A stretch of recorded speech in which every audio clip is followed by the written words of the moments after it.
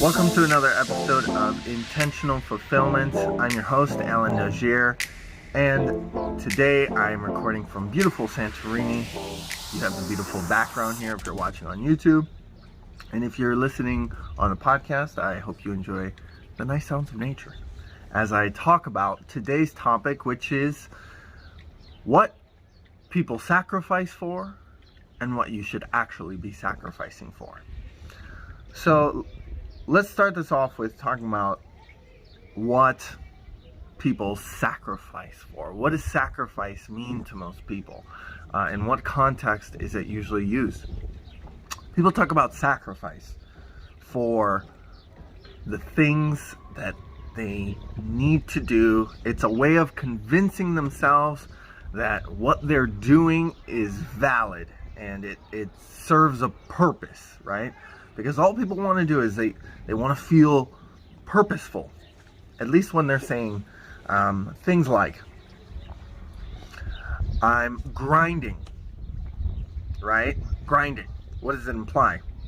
That you're not necessarily enjoying all of this grind, but you have to do it and you're doing it for something, right? I'm grinding for, to make it happen, right? To make what happen? To get wealthy, to make something external happen, some form of achievement. In a relationship, people sacrifice for the person they love.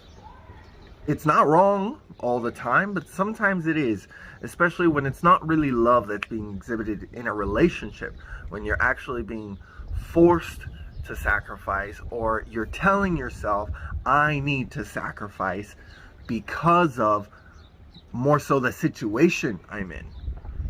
So what's the point of that? Why would you sacrifice for something that you don't really want? Shouldn't sacrificing be for something that you want? That at the end of all that sacrifice, you find, wow, that was worth it. My life is better because of it. Okay, so why do people sacrifice for things that they don't want? Two reasons. And these are the two fundamental drivers, right? We're going to talk about it at a fundamental level and then application. People do it for two reasons: pain and pleasure. Those are the things that motivate every single thing that we do in this world, every single action. It's always pain and pleasure. More specifically, there's a few combinations of what kinds of pain and what kinds of pleasure, but this is the overarching theme. The reason people do things, the reason a person does anything is driven to any sacrifice or any purpose or any endeavor is for the pleasure that they receive by doing it, or it's the avoidance of the pain that will result if they don't do it. In the opposite side, the reason people don't do something, the reason they're not motivated to do something, is because it's not pleasurable to do and it's painful to do. That one's a lot easier to understand. If you don't love something and you don't want to do it and you flat out find no reason to, you won't do it. If something feels painful to you to do, why would you do it? There are some reasons, right? Self-sabotaging, training, right? Habits that were trained into childhood, especially after abusive experiences or negative situations that are just really, they just create mixed signals within your body that are addicted to those feelings. But overall, humans tend to act in accordance with these set of pain-pleasure rules, if you will, right? But the more important one is this first set. Why people do things.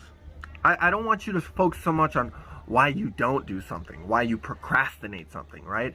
Because if you keep focusing on that, right, you're actually focusing on that for the first reason. And I won't get into the big long web of how this works, but essentially if you do that, you're never going to fix the problem. You're going to keep perpetuate. Where your focus goes, your energy flows. If you keep focused on why you don't do things, you're not going to think any thought that falls out of line with that. You're not going to think a more empowering thought. All you're thinking of is a debilitating reason why you don't do something. That's good for awareness, for self-awareness, but not for consistent thinking. The best way to get out of procrastination is by starting to think more empowering thoughts. So let's give this first section a deeper focus. Again, the two reasons people do things. They go out of their way to do things. The reason they sacrifice for things by doing things is the pleasure they receive by doing it. And number two, they do it to avoid the pain of not doing it. When you do something out of a place that you love to do it, it fills you up with pleasure, and that's what motivates you to do it. You'll show up consistently, and every time you get to do it, notice the words, you feel you get to do it.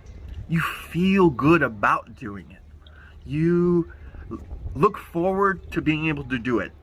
You feel present when you're doing it, and you feel empowered when you get to do it. After doing it, you feel more energized, even though you just gave energy, right? For me, some examples, when I play volleyball, when I write, when I do these videos, when I talk to someone and I get a chance to help them in a coaching session to decipher the clarity in their life that they've been needing to take that step into their greatest reality that is possible for them, that they've been neglecting out of fear. All these things I look forward to, I feel present and empowered during, and afterwards I just feel even more energized. Do those things. But what do most people do? Don't just do those things, sacrifice for those things.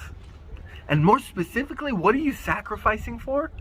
Don't sacrifice all the good stuff, right? So maybe sometimes you'll have to sacrifice good stuff for the great stuff. And by great stuff, I mean the stuff that fills you up inside that I just talked about. What most people do is they sacrifice all the good in their life for all the bad stuff. So if you're not living by your pleasure, your true internal pleasure, the thing that fulfills you, then maybe you're living and doing the things that are based in avoiding pain. Someone who goes to a job they hate and they sacrifice for the job they hate, for money, are they really doing it for pleasure reasons? Maybe sometimes they are, but I would say very seldomly so.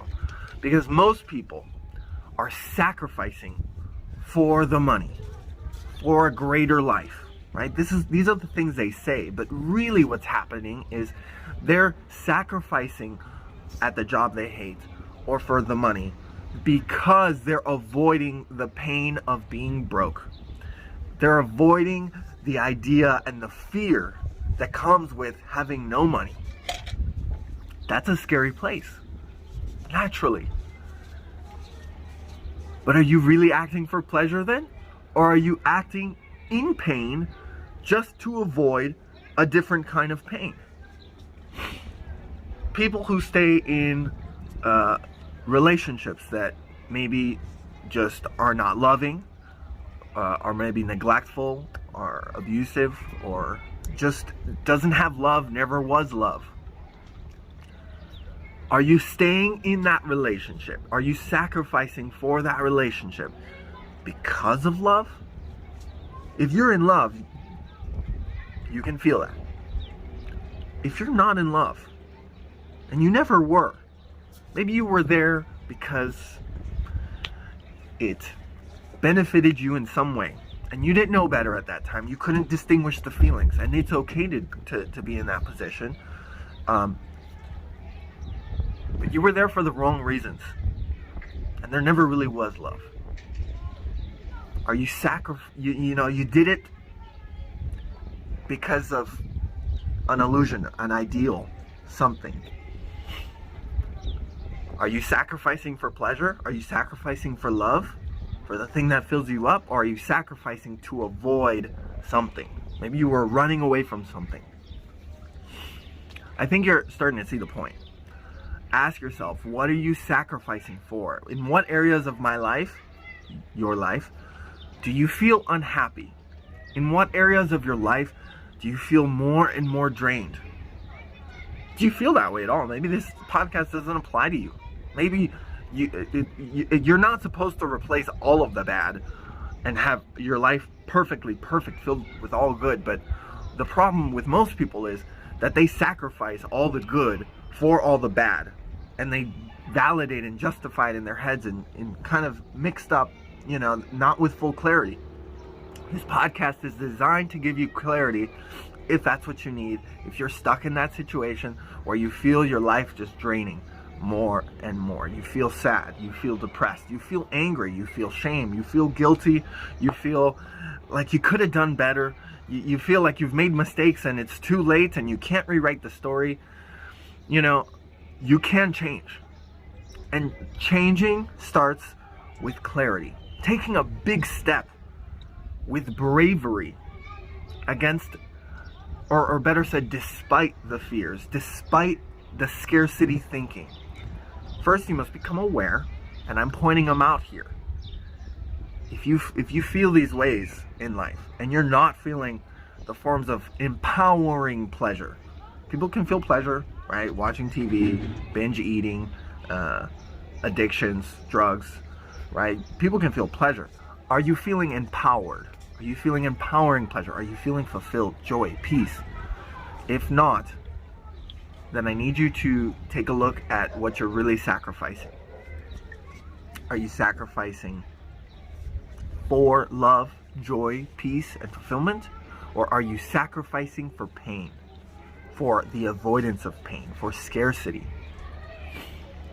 If this is the case, then you need to start sacrificing the scarcity, because pain only breeds more pain. You cannot live a life of love and joy when you're focused on the avoidance of pain, because you're just focused on pain, and where your focus goes, your energy flows.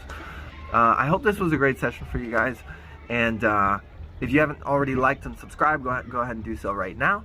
And my lovely girlfriend is calling me to have breakfast here, so I hope you guys have a great day. Like, subscribe, follow for more, share it, and have a good one.